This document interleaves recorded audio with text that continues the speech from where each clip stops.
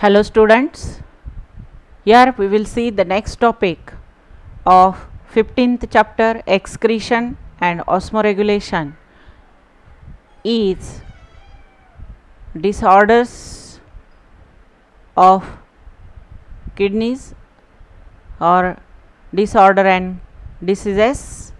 In last lecture we have completed kidney stones, uremia, nephritis. Here we will see renal failure. It is decrease or cessation of glomerular filtration is classified into two types. Decreased or cessation means कमी, reduction होतं ग्लोमेरुलार फिल्ट्रेशनमध्ये. ग्लोमेरुलार filtration म्हणजे ग्लोमेरुलसचा जो filtration rate आहे तो GFR ज्याला म्हणतो आपण, तो फिल्ट्रेशन रेट कमी होतो. यालाच दोन टाईपमध्ये रिनल फेल्युअरला डिवाइड केलेलं आहे. पहिला आहे ॲक्यूट रिनल फेल्युअर आणि दुसरा टाईप आहे क्रोनिक किडनी डिसीज. फर्स्ट बघू आपण acute renal failure ARF. ARF is sudden worsening of renal function that most commonly happen after severe bleeding. अचानकपणे वर्स म्हणजे एकदम कमी होतं रिनल फंक्शन, खूपच कमी काम करते किडनी. कधी घडतं हे? जास्त करून खूप जास्त सिव्हिअर ब्लिडिंग झाल्यानंतर, खूप ब्लिडिंग झालं अशा वेळेस. There is a decrease in urine output, alburia, scanty urine म्हणजे खूप कमी युरिन बाहेर पडतं, त्याला alburia म्हणतात. Less than 400 ml per day, 400 ml पेक्षाही खूप कमी. और less than 0.5 ml per kg per hour in children. यालाच आपण ऑलिगुरिया म्हणतो. म्हणजे ज्यांच्यामध्ये रिनल फेल्युअर आहे त्यांचं युरिन आउटपुट कमी असतं. Other causes of ARF may include acute obstruction of both ureter or nephrotoxic drugs. दोन्ही युरेटरमध्ये जर काही ऑब्स्ट्रॅक्शन्स असतील, ब्लॉकेजेस असतील, अशा वेळेस ARF म्हणजे ॲक्यूट रिनल फेल्युअर होऊ शकतं. किंवा नेफ्रोटॉक्झिक ड्रग्स घेतले गेले बॉडीमध्ये, अशा वेळेस ARF होऊ शकतो. ARF acute renal failure can be detected biochemically by elevated serum creatinine level. आपण सहज डायग्नोस करू शकतो ॲक्यूट रिनल फेल्युअर आहे का, कशाच्या सहाय्याने? जर ब्लडमध्ये सिरम क्रिएटिनिनची लेवल खूप जास्त वाढलेली असेल, अशा वेळेस किडनीला काय झालेलं आहे? इन्फेक्शन म्हणजेच ॲक्यूट रिनल फेल्युअर झालेलं आहे, किडनी फेल झालेली मानलं जातं. Then chronic kidney disease CKD. It is progressive and generally irreversible decline in glomerular filtration rate. GFR हा खूप कमी होत जातो, डिक्लीन होत जातो. का बरं घडतं हे? प्रोग्रेस हळूहळू ते कमी होत चाललं आहे GFR म्हणजे ग्लोमेरुलार फिल्ट्रेशन रेट. आणि ते इरिव्हर्सिबल, ते वाढत नाही आहे परत. काही कारणाने कमी झालं, परत वाढला ते ठीक आहे, परंतु इथे इरिव्हर्सिबल आहे, कमी झालेला कमीच राहतो आहे आणि तो प्रोग्रेसिव्हली कमी होत चालला आहे GFR. याला म्हणतात chronic kidney disease. It may be cause due to chronic glomerulonephritis. जर नेफ्रिटिस झाला असेल ग्लोमेरुलसला, ग्लोमेरुलोनेफ्रिटिस, तर हे घडतं. It can be detected by reduced kidney size and possibility of anemia.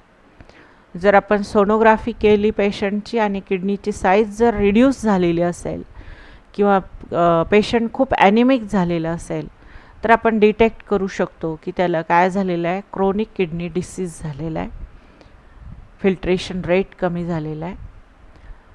Then हिमोडायलायसिस. When renal function falls below 5 to 7%, accumulation of harmful substances in blood begins.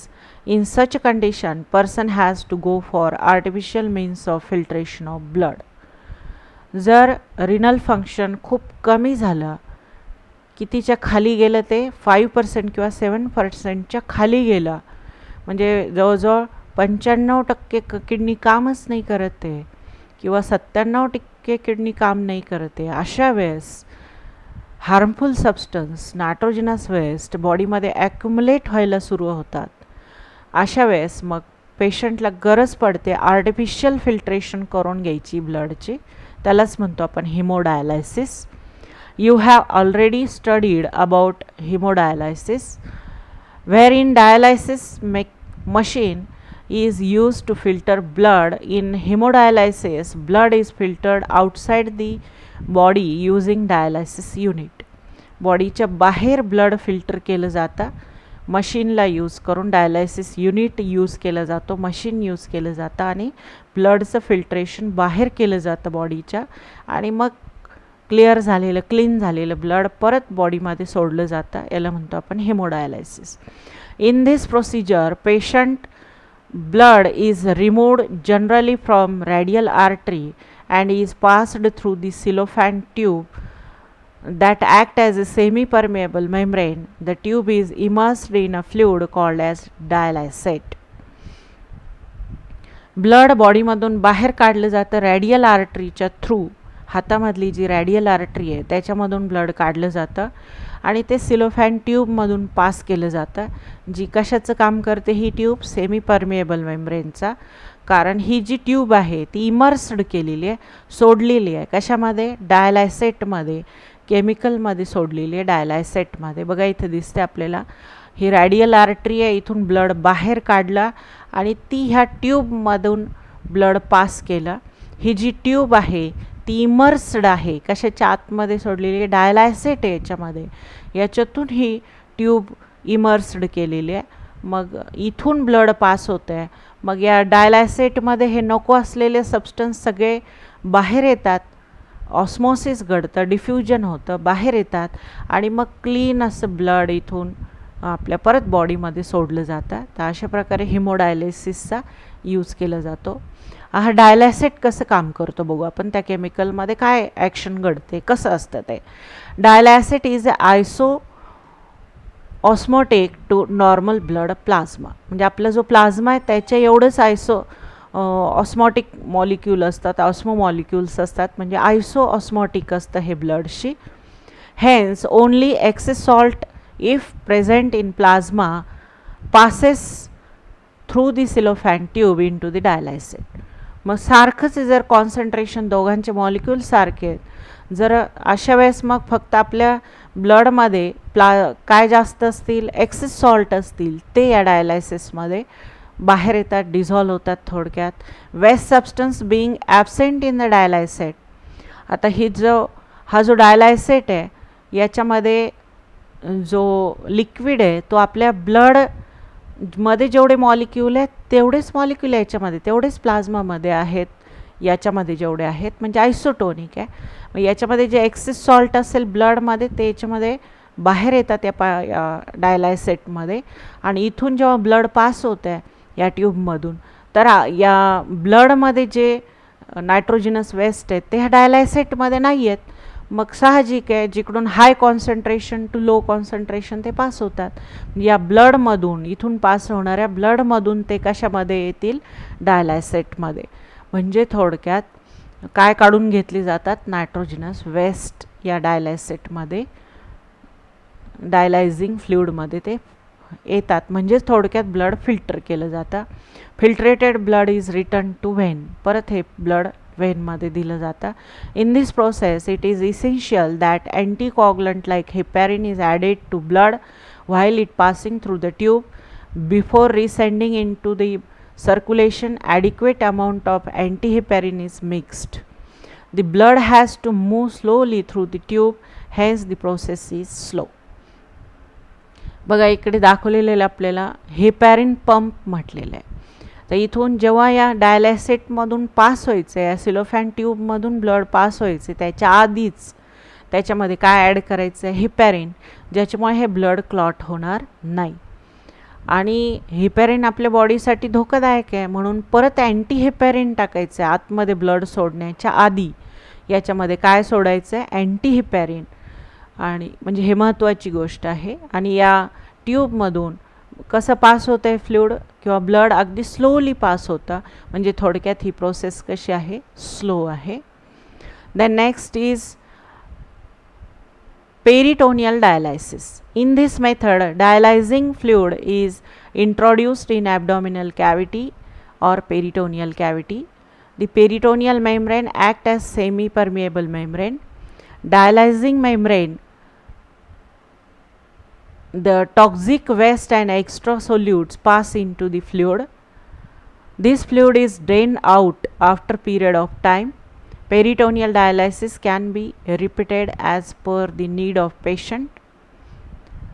It can be carried out at home, at work, while traveling, but it is not efficient as hemodialysis.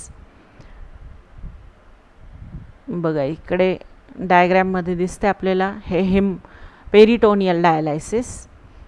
Peritoneal डायलायसिसमध्ये आपण हे डायलायसेट जे drug आहे, जे solution आहे, ते आपल्या peritoneal कॅव्हिटीमध्ये, बॉडीच्या कॅव्हिटीमध्ये, ॲब्डॉमिनल कॅव्हिटीमध्ये सोडून दिलं जातं. त्या आतमध्ये सोडलं हे डायलायसेट. आणि आपल्या बॉडीच्या आतून कव्हरिंग असतं परमिएबल मेम्ब्रेन, ज्याला म्हणतो आपण पेरिटोनियम. हा स्क्वॅमस इपिथेलियमने तयार झालेला असतो. हा पेरिटोनियल मेम्ब्रेन इथे कशाचं काम करतो, सेमी परमिएबल मेम्ब्रेनचा. आणि ब्लडमध्ये जे एक्स्ट्रा आहे सॉल्ट किंवा एक्सेस अमोनो ॲसिड, थोडक्यात एक्सेस युरिया वगैरे जे आहे ते या डायलायसेटमध्ये येतं सगळं, कारण ते या डायलायसेटमध्ये नाही आहे. मग हाय कॉन्सन्ट्रेशन टू लो कॉन्सन्ट्रेशन या फ्लूइडमध्ये ते सेमी परमिएबल मेम्ब्रेनच्या थ्रू याच्यात गोळा होतं. मग इथे ठराविक टाईम पिरियडपर्यंत ते आतमध्ये ठेवायचे फ्लूइड, परत काढून घ्यायचं.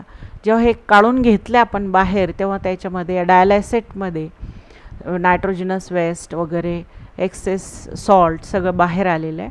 तर म्हणजे थोडक्यात ही पण एक प्रोसेस आहे, परंतु हे हिमोडायलायसिसपेक्षा एवढी इफिशियंट नाही आहे ही हिमोडायलायसिस एवढी, परंतु ही आपण रिपीटेडली करू शकतो, पेशंटला देऊ शकतो सारखी आणि कुठेही घेऊ शकतो आपण, ॲट होम, ॲट वर्क और ॲट ट्रॅव्हलिंग, कधी ती आपण घेऊ शकतो, परंतु ती एवढी सफिशियंट नाही आहे जेवढं हिमोलायसिस आहे. Kidneys are associated with secretion of erythropoietin, renin, calcitriol which is not possible using dialysis machine. एकदा एक क्वेश्चन विचारलेला आहे की का बरं kidney failure haemodialysis is not sufficient for human body. तर आर्टिफिशियल फिल्ट्रेशनपेक्षा किडनीचं फिल्ट्रेशन कसं योग्य ते सांगितलेलं इथे. तर किडनी मशीन काही हे हार्मोन सिक्रेट तयार करणार नाही, परंतु किडनी हे हार्मोन पण सिक्रेट करते, इरिथ्रोपॉयटिन, रेनिन आणि कॅल्सिट्रिऑल सारखे. ते आपल्याला या मशीनमधून मिळणार नाही. म्हणजे थोडक्यात आपली किडनी बेस्ट आहे, ती जास्त चांगलं काम करते या मशीन्सपेक्षा. म्हणून काही वेळेस मग किडनी ट्रान्सप्लांटेशनची पण गरज पडते. It is the organ transplant of healthy kidney into a patient with end stage renal disease. Renal डिसीजच्या एंड स्टेजला किडनी ट्रान्सप्लांट करावी लागते पेशंटला. हेल्दी किडनी द्यायची त्यांना, ऑर्गन ट्रान्सप्लांट करायचा. Kidney transplantation is classified as cadaveric means decayed donor or living donor kidney transplant.